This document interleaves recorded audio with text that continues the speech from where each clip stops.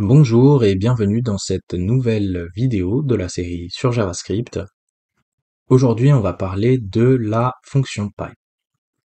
Donc la fonction pipe est une fonction qui va permettre d'optimiser la manière dont on effectue normalement la composition de fonctions.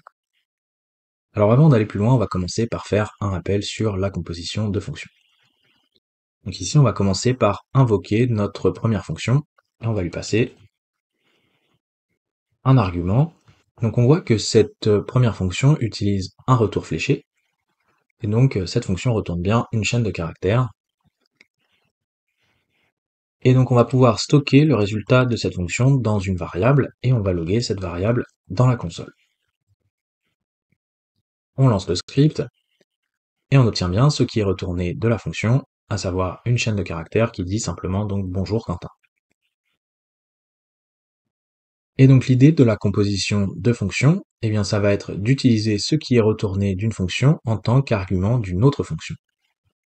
Donc, par exemple, ici, on va pouvoir utiliser la fonction capitalize, qui, on le voit, prend en paramètre une chaîne de caractères.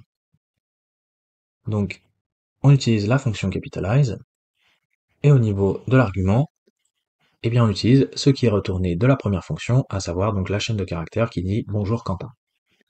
On lance le script, et on obtient notre chaîne de caractères qui a été mise en majuscule, tout simplement parce que le rôle de la fonction capitalize, eh bien, c'est de prendre une chaîne de caractères et de la mettre en majuscule. Et on peut continuer la composition de fonctions, donc on va utiliser la fonction getName.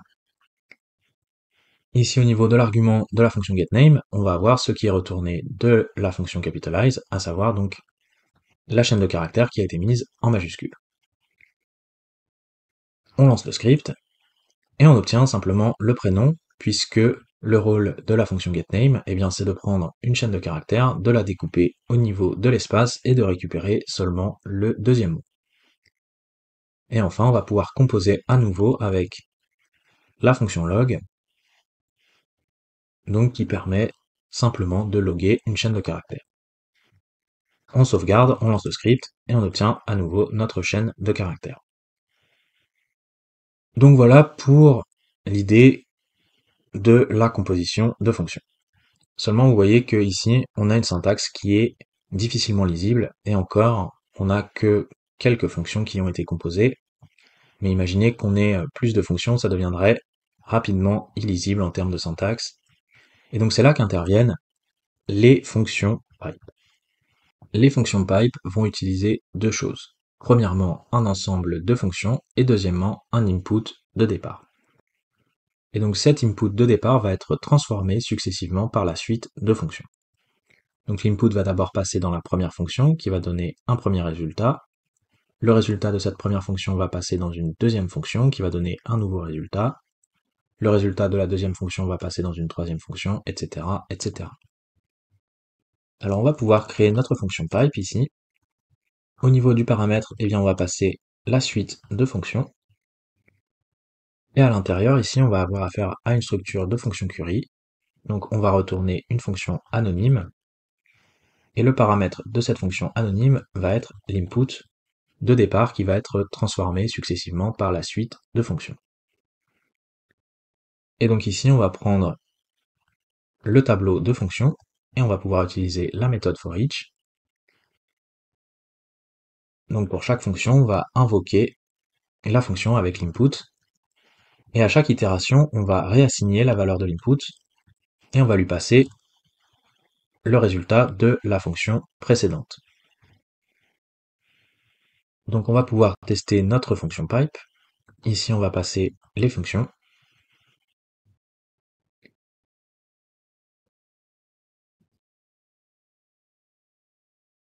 Et donc comme on a affaire à une fonction query, ici on peut invoquer une deuxième fois avec l'input de départ.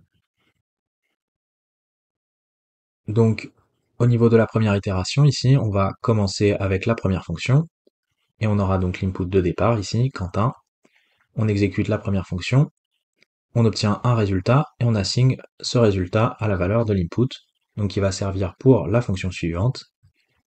Et donc à chaque fois on va invoquer comme ça successivement toutes les fonctions avec un nouvel input à chaque fois. Et donc, si on lance le script, on devrait obtenir le même résultat que tout à l'heure, et effectivement, on a bien donc notre prénom en majuscule. Donc vous voyez ici qu'on a notre fonction pipe qui a une syntaxe tout à fait lisible par rapport à la composition normale de fonctions. Donc ici, comme à chaque itération, on modifie la valeur de l'input, eh bien, au lieu d'utiliser une fonction for each, on pourrait plutôt utiliser une fonction reduce.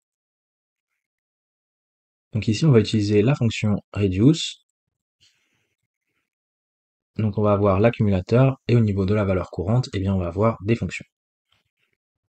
Et au niveau de la valeur initiale pour l'accumulateur, eh bien, on va prendre l'input de départ.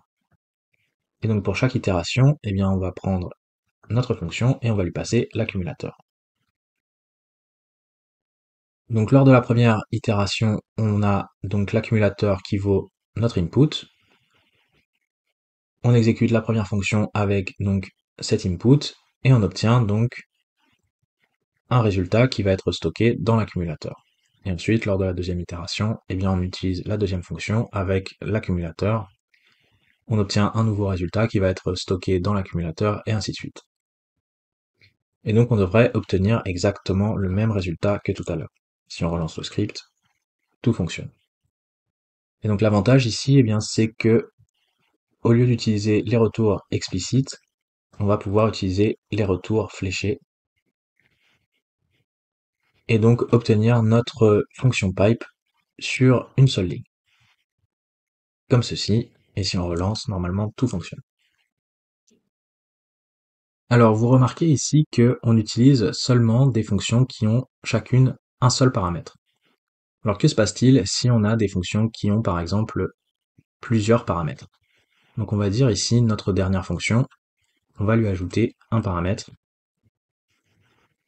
comme ceci. Et donc dans ce cas-là, eh bien on va être obligé ici de passer une fonction anonyme dans la pipe.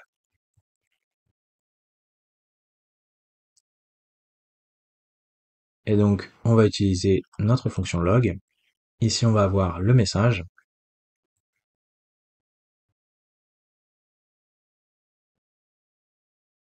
Et on va passer ici notre chaîne de caractères. Et donc on va pouvoir tester ici. On lance le script. Et vous voyez que ici tout fonctionne. Sauf qu'on a cette syntaxe ici qui n'est pas forcément très élégante. Alors ce qu'on pourrait faire, au lieu d'utiliser deux paramètres, eh bien, on pourrait transformer notre fonction log en fonction query. Donc ici, on renseigne le premier paramètre, et ici, on va avoir le deuxième paramètre. Et donc cette fois-ci, on peut invoquer directement la fonction ici avec le message. On lance le script et ça devrait fonctionner de la même manière. Alors, on pourrait également utiliser une autre fonction, la fonction compose, qui va beaucoup ressembler à la fonction pipe. D'ailleurs, on pourrait copier la logique ici. Et la seule différence va être dans l'ordre d'enchaînement des fonctions. Donc ici, au lieu d'utiliser reduce, on va pouvoir utiliser reduce write, qui va être presque la même chose que reduce, sauf que l'accumulation va se faire dans l'ordre descendant. Donc on va commencer par la fin du tableau. Et donc, quand on va utiliser la fonction compose, eh bien l'ordre d'enchaînement des fonctions va être l'inverse. Et donc on va suivre l'ordre standard d'enchaînement des fonctions quand on fait de la composition de fonctions. Donc ça va être exactement le même ordre ici que lorsqu'on fait une composition de fonctions standard. Donc on commence par la fonction log, et on va suivre le même ordre que pour la composition standard. Donc on a ensuite getName. Et donc certaines personnes vont plutôt préférer cette fonction compose puisqu'elle suit l'ordre de la composition standard. Mais autrement, elles font exactement la même chose. Donc si on relance le script ici, on obtient bien la même chose. Alors les fonctions pipe vont aussi fonctionner avec les fonctions asynchrones. Donc on va créer une nouvelle fonction pipe, on va copier la précédente et on va juste la modifier un peu pour qu'elle fonctionne avec les fonctions asynchrones. Donc pour ça, ici, au niveau de la fonction callback du reduce, on va mettre le mot-clé async. Et ici, on va utiliser await avant l'accumulateur. Donc lors de la première itération, le mot-clé await ici ne va pas servir, mais par contre, lorsqu'on va utiliser donc la deuxième fonction, eh bien il va bien falloir attendre la résolution de la promesse qui a été retournée par la première fonction. Et c'est la raison pour laquelle le mot-clé await est ici. Et donc on va pouvoir tester cette nouvelle fonction pipe. Donc on va commencer par créer des fonctions asynchrones. Ici on va avoir une première fonction qui va permettre de récupérer l'identifiant d'un utilisateur en fonction de son nom d'utilisateur. Donc ici on va créer une variable. On va bien labelliser notre fonction asynchrone. On va attendre ici la conversion de la réponse au format JSON.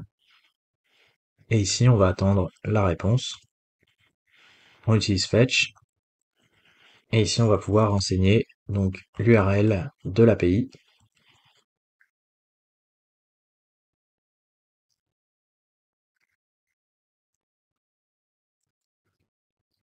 Et ici, on va pouvoir passer donc notre paramètre.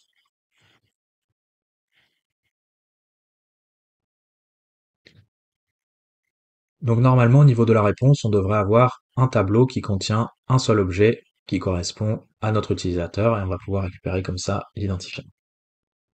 Donc on va retourner ici le premier élément du tableau, donc qui va être l'objet qui contient notre utilisateur, et on va retourner seulement l'identifiant. Ensuite, on va pouvoir créer une deuxième fonction asynchrone qui va permettre donc de récupérer les postes en fonction de l'identifiant de l'utilisateur. Donc ici, on va passer l'identifiant de l'utilisateur. Et ici, donc on va juste changer le paramètre.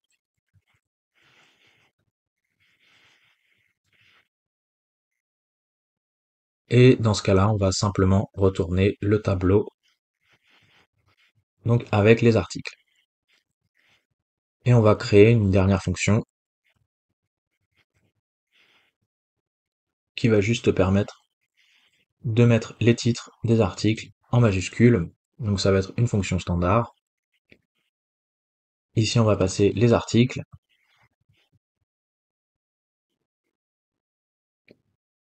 Et donc on va pouvoir mapper sur les articles. Et pour chaque article, eh bien on va retourner donc une copie de l'article. Et on va juste modifier la propriété title. On va reprendre le titre de départ et on va le mettre en majuscule. Et donc on va pouvoir tester notre nouvelle fonction pipe.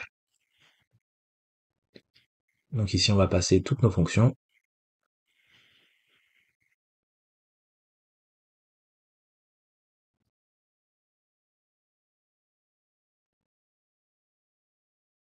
Ici on va invoquer une deuxième fois notre fonction pipe et on va passer donc l'input de départ qui va correspondre donc au nom d'utilisateur. Donc on va renseigner ici le nom d'utilisateur du premier utilisateur.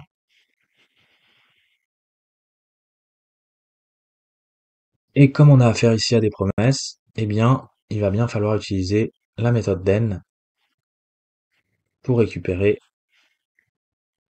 la valeur de la promesse, comme ceci. On lance le script, et on récupère bien les postes. Donc ici, on a bien les postes de l'utilisateur qui a l'ID numéro 1, donc qui correspond ici à Brett, et les titres ont été mis en majuscule. Donc voilà, les fonctions pipe fonctionnent parfaitement avec les fonctions asynchrones. Et donc voilà, c'est à peu près tout ce que je voulais vous dire sur ces fonctions pipe. J'espère que cette vidéo vous aura plu. N'hésitez pas à mettre un commentaire ou un pouce dans la vidéo. Et on se retrouve très bientôt pour la suite de la série sur JavaScript.